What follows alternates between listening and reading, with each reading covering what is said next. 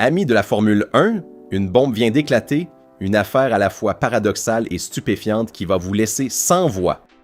La Fédération a ouvert une enquête officielle sur les ailes arrière rotatives Macarena utilisées par Ferrari et Red Bull, et il existe une possibilité bien réelle que ce système soit purement et simplement interdit immédiatement, alors même que la Scuderia n'a jamais enregistré le moindre problème avec sa propre version. Une injustice potentiellement énorme, car ce serait le deuxième coup très dur infligé par la Fédération à Ferrari, après l'interdiction du FTM déjà officialisée pour 2027. Mais l'histoire est encore plus absurde. Les deux incidents qui ont tout déclenché sont arrivés à Max Verstappen, d'abord en Autriche, puis à Silverstone, où il a carrément perdu le contrôle de sa Red Bull, tandis que la Ferrari avec sa Macarena, introduite définitivement dès le Grand Prix de Miami, n'a jamais connu le moindre souci. Et tout cela se produit en plein milieu d'un véritable séisme chez Red Bull. Verstappen semble à un pas de rejoindre McLaren dès 2027 en suivant l'Imbiaz. Sa clause de sortie s'est activée parce qu'il ne peut plus mathématiquement atteindre les 2 premières places du championnat avant la pause estivale. Et Paul Monaghan, après 21 ans, quitte Milton Keynes pour Cadillac. Dans tout ce chaos, Vasseur invite à la sagesse sur les rêves de titre, mais Arriva-Ben envoie exactement le message inverse. Jamais dire jamais, je vois une équipe soudée et des pilotes solides. Si vous ne voulez manquer aucune actualité sur Ferrari et la Formule 1, laissez un like à la vidéo et abonnez-vous à la chaîne pour rester toujours informé. Cela dit, plongeons sans attendre dans l'analyse détaillée. Commençons par les faits qui ont allumé l'alarme. Max Verstappen était absolument furieux à l'issue du Grand Prix de Grande-Bretagne et pour de très bonnes raisons. Pour la deuxième fois en 3 courses, après ce qui s'était déjà passé en Autriche, un défaut de fermeture de l'aile arrière de sa Red Bull, l'a violemment expédié hors piste. Un épisode extrêmement dangereux, car la RB22 ne monte pas une aile arrière traditionnelle, mais une solution conceptuelle très proche de la Macarena vue pour la première fois sur la Ferrari SF26. Le Néerlandais n'a pas caché son inquiétude profonde au micro avec des mots très forts. À ce moment-là, c'est super dangereux, parce que tu peux vraiment te faire du mal, c'est arrivé 2 fois, j'ai eu de la chance en Autriche et encore ici, mais il est tout à fait normal de se mettre en colère. Et il a ajouté un message encore plus fort, que ça arrive une fois, passe encore, ça peut arriver, mais 2 fois ça devient dangereux. Et voilà maintenant le geste qui agite tout le paddock. Les déclarations de Verstappen n'ont absolument pas laissé la fédération indifférente, toujours très vigilante sur le plan de la sécurité. Comme l'a révélé The Race, la fédération a officiellement engagé un dialogue avec Red Bull et Ferrari, les 2 seules équipes à utiliser actuellement ce type de solution technique, pour discuter de ce qui s'est produit. Les responsables techniques des 2 équipes ont été convoqués pour faire toute la lumière sur la sécurité, après avoir accordé en début de saison le feu vert réglementaire à la Macarena de Ferrari comme à celle de Red Bull. L'objectif de la fédération n'est pas de remettre immédiatement en cause la légalité d'un système déjà approuvé avant ses débuts, mais de vérifier qu'il continue de garantir les standards de sécurité nécessaires. Les règlements imposent en effet qu'en cas de défaillance, le système revienne automatiquement dans la configuration utilisée en virage. Et c'est là que réside le paradoxe le plus absurde de toute cette affaire. Contrairement à Red Bull, Ferrari n'a jamais enregistré le moindre problème avec sa propre aile Macarena.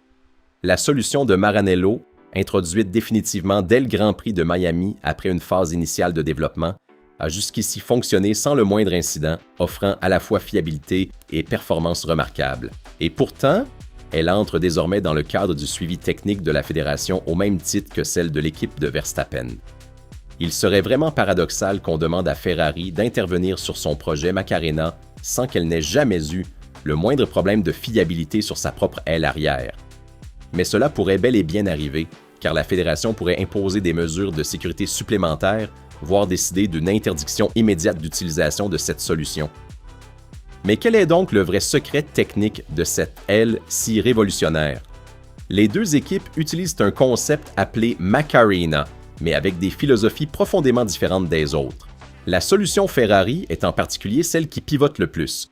Le flap supérieur effectue une rotation d'environ 225 degrés, réduisant de façon drastique la résistance aérodynamique dans les lignes droites. C'est exactement cette technologie qui permet à la SF26 d'être enfin compétitive sur les portions rapides, qui a permis à Leclerc de gagner à Silverstone et qui pourrait amener la Scuderia à lutter pour le titre dans la seconde partie de saison. Une invention géniale du département aérodynamique dirigé par Loïc Serra et Diego Tondi, qui risque pourtant d'être totalement anéanti à cause des problèmes de fiabilité rencontrés par ses concurrents. Et nous arrivons maintenant au point le plus délicat de toute cette affaire, celui qui met les tifosi du cheval cabré hors d'eux. La possible injustice autour de l'aile rotative n'est absolument pas un épisode isolé. Elle survient juste après une autre décision retentissante et très lourde de conséquences prise par la fédération contre Ferrari. Rappelons en effet que le système FTM, ce fameux Flick Tail Mode inventé par Ferrari en exploitant les flux chauds des échappements, a déjà été officiellement interdit pour 2027 via le nouvel article C 2.3.7 du règlement technique. Une invention géniale du département de Maranello qui avait fait école dans tout le paddock, presque toutes les équipes l'ayant copié à partir du Grand Prix du Canada. Et maintenant, après avoir déjà subi l'interdiction du FTM, Ferrari risque de devoir renoncer également à la Macarena, une autre de ses inventions techniques sans avoir jamais eu le moindre problème de fiabilité. Examinons à présent les scénarios concrets sur la table de la fédération. Selon ce que rapporte The Race, parmi les pistes envisagées figure d'abord l'introduction de mesures de sécurité supplémentaires dans la conception, puis des modifications au fonctionnement technique du système de rotation, et enfin, dans le scénario le plus extrême, une future interdiction totale de cette philosophie aérodynamique si elle venait à être jugée potentiellement dangereuse. La fédération devra déterminer si ce qui est arrivé à Red Bull est imputable au concept même de l'aile rotative ou plutôt à un problème spécifique à la monoplace de Milton Keynes, ce qui serait naturellement le scénario le plus juste pour Ferrari. Mais les précédents liés au FTM laissent énormément de doutes légitimes aux supporters de la Scuderia, qui se demandent pourquoi ils devraient encore une fois payer pour les erreurs des autres. Et le contexte de tout cela est encore plus absurde, car chez Red Bull, un véritable séisme est en train d'éclater. Max Verstappen semble désormais à un pas de rejoindre McLaren à partir de 2027, comme le rapporte Thomas Maher pour PlanèteF1.com.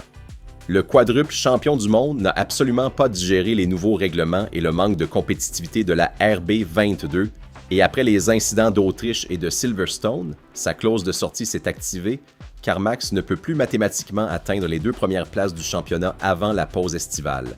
Chez l'équipe Papaye, il pourrait retrouver son historique ingénieur de piste Gian Piero Lambiase, recréant pratiquement un environnement identique à celui qu'il connaissait chez Red Bull. Et comme si cela ne suffisait pas, Paul Monaghan, ingénieur en chef de Red Bull depuis 2005 avec un contrat de 21 ans, l'un des artisans des 8 titres mondiaux de l'équipe autrichienne, vient lui aussi de partir. Il a déjà entamé sa période de gardening et rejoint Cadillac. Terminons avec des mots très importants qui pèsent sur l'avenir immédiat. Fred Vasseur a cherché à tempérer immédiatement l'enthousiasme de David Camiccioli de Sky sur le thème d'une Ferrari en mesure de viser le titre après la victoire de Leclerc à Silverstone. Ne commence pas, ce soir on fête et ensuite on se remet au travail en vue de Spa, on prendra les courses une par une. Mais de l'autre côté, Maurizio Arrivabene, l'homme qui triompha à Silverstone avec Sebastian Vettel, a lancé un message radicalement différent en tant qu'invité de Race Anatomy. Le titre? J'ai toujours dit qu'on se bat jusqu'au dernier Grand Prix et au dernier virage. Jamais dire jamais. Je vois une équipe soudée et des pilotes solides. Au championnat, Hamilton n'atteint qu'à 32 points d'Andrea Kimi Antonelli, tandis que Leclerc, grâce à son succès à Silverstone, est revenu à 71 points du leader du championnat. La voiture est enfin là, l'équipe est unie, les pilotes sont en forme et seule la fédération peut encore arrêter la Rossa.